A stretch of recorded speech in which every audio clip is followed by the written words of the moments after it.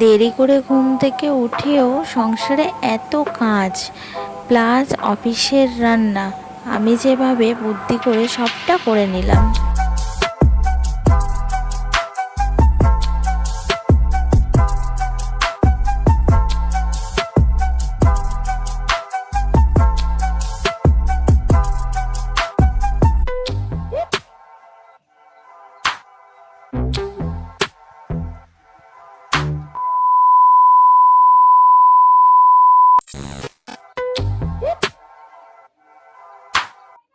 Good morning বন্ধুরা, কেমন আছো তোমরা সবাই? আশা করছি যে যেখানে আছে সবাই খুব ভালো আছো, সুস্থ আছো। আমরাও বেশ ভালো আছি।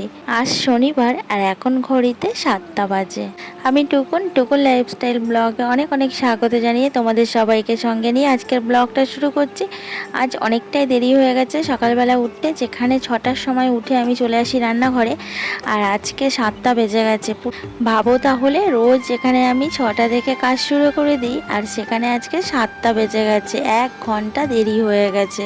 তো যাই হোক, ঝটপট করে আমার কাজগুলো সেরে নিতে হবে, কারণ অফিসে রান্না আছে। অফিসে রান্না না রেডি করতে পারলে দাদাভাই খেয়ে যেতে পারবে না। তো সকাল সকাল আজকে আর ওটা হলো না। রোজ দিন উঠি, আজকে অনেকটাই দেরি হয়ে গেল। তো যাই হোক, কাজগুলো শুরু না করলে তো হবে না, তার জন্য ঝটপট করে কাজগুলো করে নিচ্ছি, যাতে সময়ের আগে কাজগুলো করে নিতে পারি। কারণ আজকে তো আমার উঠতে অনেকটাই দেরি হয়ে গেছে।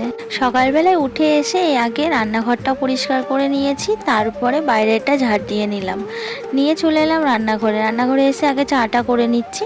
চাটা করে তোমাদের দাদাভাইকে ডাকবো। আর আজকে দুষ্টুটার স্কুল নেই, আজকে শনিবার, স্কুল ছুটি। ওর শনি রবিবার করে স্কুল ছুটি থাকে, তাই আজকে আর দুষ্টুটাকে ডাকবো না। ও যতক্ষণ ইচ্ছা ঘুমাক। অন্যদিন তো ওকে সকালবেলায় উঠে পড়তে হয়। আমি ততক্ষণ এদিকে সকালের রান্নাবান্নার কাজকর্মগুলো সেরে নিই। তো এখানে আলু কেটে নিয়েছি, আলুর তরকারি করব আর পরোটা করে দেবো। তোমাদের দাদাভাই পরোটা খেতে ভীষণ ভালোবাসে, কিন্তু দুঃখের বিষয় হলো আমি না পরোটা করতে পারি না। এত দিন হয়ে গেল আমি রান্না করছি, পরোটা করতে শিখলাম না। কিছুতে আমি করতেই পারি না, না ভালো বেলতে পারি না ভালো ছেঁকতে পারি। তার জন্য ভেবেছিলাম তোমাদের দাদাভাইকে লুচি করে দেবো। লুচি করতে ভীষণ ভালো পারি। পরোটা কি বলো তো, ভাজার সময় না ভালো হয় না, কাঁচা কাঁচা থেকে যায়। আর তোমাদের দাদাভাই খেতে বসে ক্যাচর করে। অনেক চেষ্টা করি বেশি করে তেল দিয়ে ভালো করে ভাজার, কিন্তু আমি তেল দিলেই না তেলগুলো সব টেনে নেয়। আর দেখে মনে হবে আমি যেন পরোটাগুলোতে তেল দিয়ে ভাজিনি, রুটির মতো ছেঁকে তুলে নিয়েছি। তো যাই হোক, ফ্রিজের মধ্যে একটু ময়দা মাখা ছিল, সেটা বার করে রাখলাম। এইটুকুই ময়দা হবে না, তার জন্য আবার একটু ময়দা আমাকে মাখতে হবে। তো এটা বার করে রাখি, শক্ত হয়ে গেছে, নরম হোক ততক্ষণে আমি ময়দাটা মেখে নিই। তো এদিকে আমি ময়দাতে সব রকম ময়ান দিয়ে দিয়েছি, দিয়ে ঝটপট করে ময়দাটা মেখে নিচ্ছি। ময়দা মাখছি দেখে আমার ছেলে মেয়ে বলে, মা ফুলকো ফুলকো লুচি করবে? তো আমার ময়দাটা মাখা হয়ে এসছে। আর এই দেখো কি অবস্থা আমার পোড়া কপাল। সকালে যে কার মুখ দেখে আমি উঠেছিলাম আজকে কে জানে, তার জন্য এত বড় বিপদে পড়তে হলো আজকে আমাকে। ভালো লাগে বলো তো? আজকে এমনিতেই দেরি হয়ে গেছে উঠতে আমার। রান্নাঘরে গিয়ে দেখি তরকারিটা সবে মনে হয় ফুটে উঠেছে, আর গ্যাসটা জ্বলছে না, বন্ধ হয়ে রয়েছে। তারপরে ধরাতে গিয়ে দেখি গ্যাস ফুরিয়ে গেছে। এখন তাড়াহুড়োর সময় এই বাড়াবাড়ি কাজকর্ম একদম ভালো লাগে না। সব কিছু টেনে আবার নিচে নিয়ে এলাম, শাশুড়ির গ্যাসে বসিয়ে দিলাম রান্না। না হলে তো কোনো উপায় নেই, আমি অফিসে রান্নাটা তো রেডি করতে পারবো না টাইমের ভিতরে। তো ঝটপট করে আমি এখানে রান্নাটা শুরু করে দিলাম। আর এই দেখো সব কিছু জিনিস একে একে দুষ্টুকে আনতে বলছি, এমনিতেই দেরি হয়ে গেছে। 14বার তো ওঠে নামা আমার এখন করা সম্ভব না।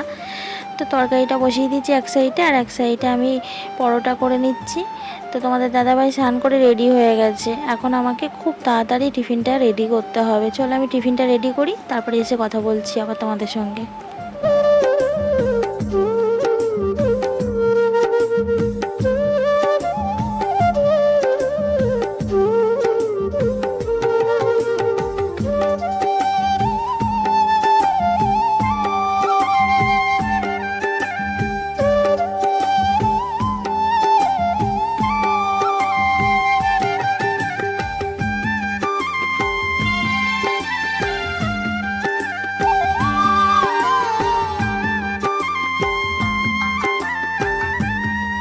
অনেক তাড়াতাড়ি করে টিফিনটা রেডি করেছি, টাইমের ভিতরে রেডি করতে পেরেছি, দেরি হয়নি, সামান্য একটু দেরি হয়েছে। তো তোমাদের দাদাভাইকে খেতে দিয়ে দিলাম, দিয়ে এবার আমি টিফিন বক্সটা রেডি করে দেবো। আর দাদাভাই এই যে রেডি পুরো একদম। তো টিফিন বক্সটাতে আমি একটা ডিম সিদ্ধ দিলাম আর আলুর তরকারি আর এই যে পরোটা দিচ্ছি। তারপরে কিছুটা ময়দা মেখে রেখেছি, সেগুলো এখন লুচি ভাজবো ছেলে আর মেয়ের জন্য। ছেলে মেয়ের আবদার কি কখনো ফেলতে পারি বলো? হাজার কষ্ট হলেও আমি সবসময় ওদের আবদার রাখার চেষ্টা করি। তবে হ্যাঁ, ভুলভাল আবদার নয়, যে আবদার রাখার মতো হলে সেগুলো রাখার চেষ্টা করি। তবে ভুলভাল আবদার করলে আমি কখনোই রাখি না, কারণ অভ্যাসটা ওদের খারাপ হয়ে যাবে তার জন্য। তো এখানে আমার লাঞ্চ বক্সটা রেডি হয়ে গেছে আর দাদাভাইয়েরও খাওয়া হয়ে গেছে। এবার দাদাভাই বেরিয়ে যাবে অফিস। তার উপরে আজকে আরেকটা দিক দিয়ে বেঁচে গেছি। কোন দিকটা বলো তো? দুষ্টুটা আজকে স্কুল ছিল না। যদি স্কুল থাকতো তাহলে দুদিক দিয়ে যে কী হতো কে জানে। এদিকে অফিসের রান্না, ওদিকে দুষ্টুটার রেডি করানো, আমার মনে হয় অবস্থা খারাপ হয়ে যেত। তারপরে চলে এলাম ছেলে মেয়ের জন্য লুচি করতে। তো চলো আমি একে একে লুচিগুলো ছেঁকে নিই, তোমরা আমার সঙ্গে থাকো।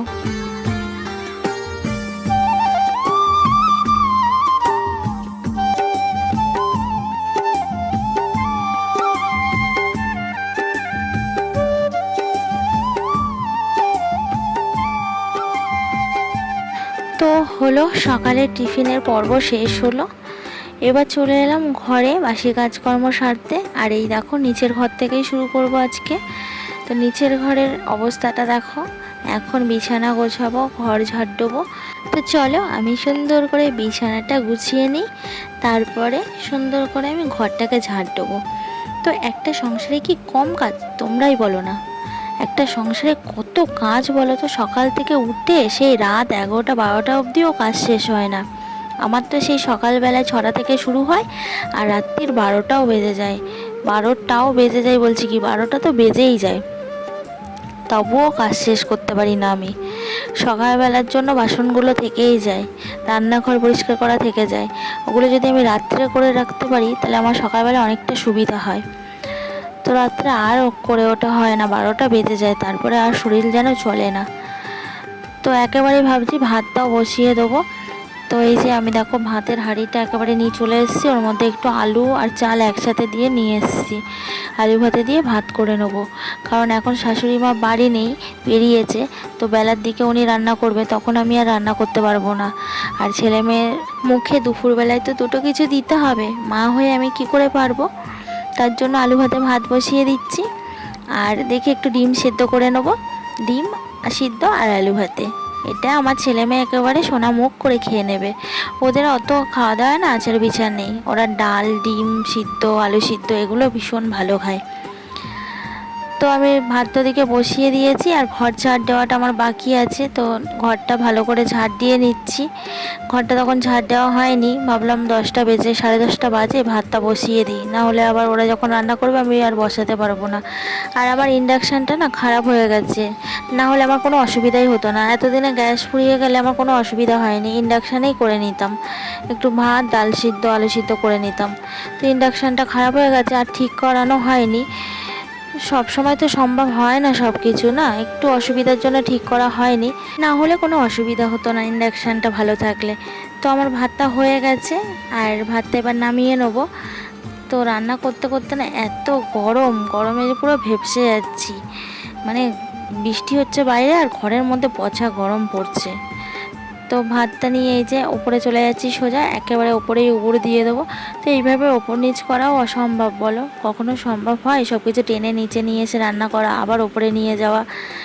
জানি না, গ্যাস হয়তো কালকেও দেবে না, কারণ কালকে রবিবার, সেই পেতে পেতে সোমবার, এইভাবে আমাকে কষ্ট করতে হবে 2-3টে দিন। আর এদিকে দেখো তুমুল বৃষ্টি শুরু হয়ে গেছে। তোমাদের এদিকে কেমন বৃষ্টি হচ্ছে গো? কেউ তো কমেন্টস করে বলছো না, প্লিজ বলো না কেমন বৃষ্টি হচ্ছে তোমাদের ওদিকে। আমাদের দিকে তো ভীষণ জোরে জোরে যখন বৃষ্টি আসছে, তো খুবই জোরে আসছে। আর এই দেখো বৃষ্টির সাথে আজকে আবার হাওয়াও বইছে জোরে জোরে। তো বন্ধুরা, আমার ঘরের কাজকর্ম, রান্নাবান্না সব কমপ্লিট হয়ে গেছে। তো সকালবেলায় দেরি করে উঠেও কিভাবে টাইমের ভিতরে সব কিছু আমি ম্যানেজ করে নিলাম, সেটাই তোমাদের সঙ্গে শেয়ার করলাম। তো আমার এই ভিডিওটা তোমাদের কেমন লাগলো তোমরা কিন্তু কমেন্টস করে জানিও। আর ভালো লাগলে লাইক করে দিও। আর নতুন বন্ধু এখনও যারা সাবস্ক্রাইব করোনি আমার চ্যানেলটা, ঝটপট চ্যানেলটাকে সাবস্ক্রাইব করে বেল আইকনটি অল করে দাও, তাহলে আমার ভিডিও নোটিফিকেশান সবার আগে তোমার কাছে চলে যাবে। এই বর্ষা জলকাদায় সবাই খুব খুব ভালো থাকবে, সুস্থ থাকার চেষ্টা করবে। আর সাবধানে থাকবে। চলো আজকের মতো ভিডিওটা এখানে শেষ করছি। সবাই ভালো থেকো, টাটা।